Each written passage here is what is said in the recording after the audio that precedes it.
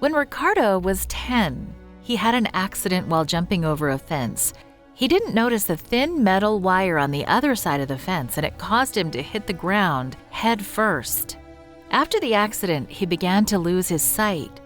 At school, he had trouble seeing what the teacher wrote on the chalkboard, so he asked to sit in the front row. After a while, he couldn't even see from there.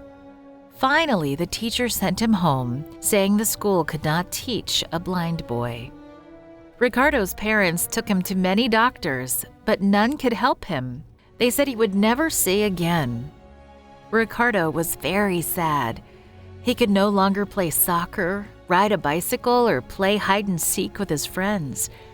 When he went outside, he could hear his old playmates making fun of him. The boys and girls thought that their jokes were harmless. They didn't know that their words were hurting Ricardo. He felt hopeless. One day, an older cousin invited Ricardo to go to a Pathfinder outing. The cousin was the leader of a Pathfinder club. Ricardo didn't want to go, but his cousin kept insisting, so he finally went. He was surprised that he could participate in many of the Pathfinder activities. His cousin even asked him to help out. Ricardo felt needed. He felt good.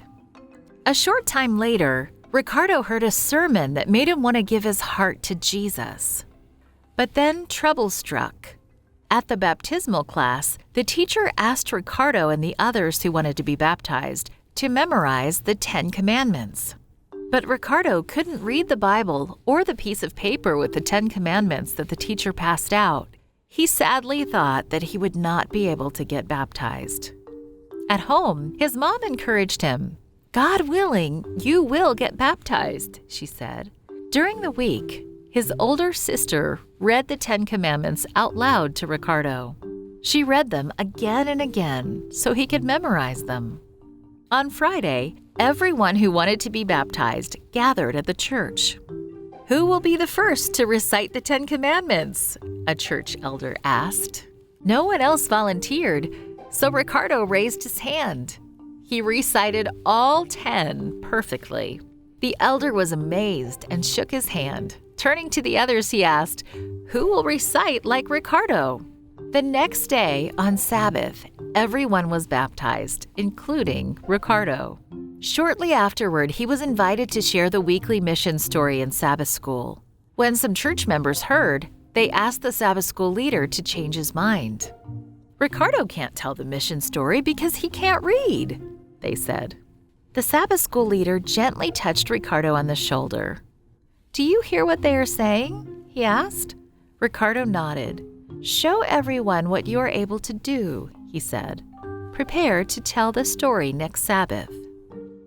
Ricardo's sister read the mission story to him from the Mission Quarterly, and he easily memorized it. On Sabbath, Ricardo told the story from beginning to end. When he finished, loud and astonished amens filled the church. Today, Ricardo is a 25-year-old university student and is preparing to become a pastor. He has led a Pathfinder club for the past 2 years, and he preaches regularly in churches around Angola. Dozens of people have been baptized after hearing his sermons. Your generous offering will help build a school in Ricardo's hometown of Luanda, Angola. Pray that the work of the school results in others like Ricardo who are eager to teach others about Jesus. Thank you for your support of Mission.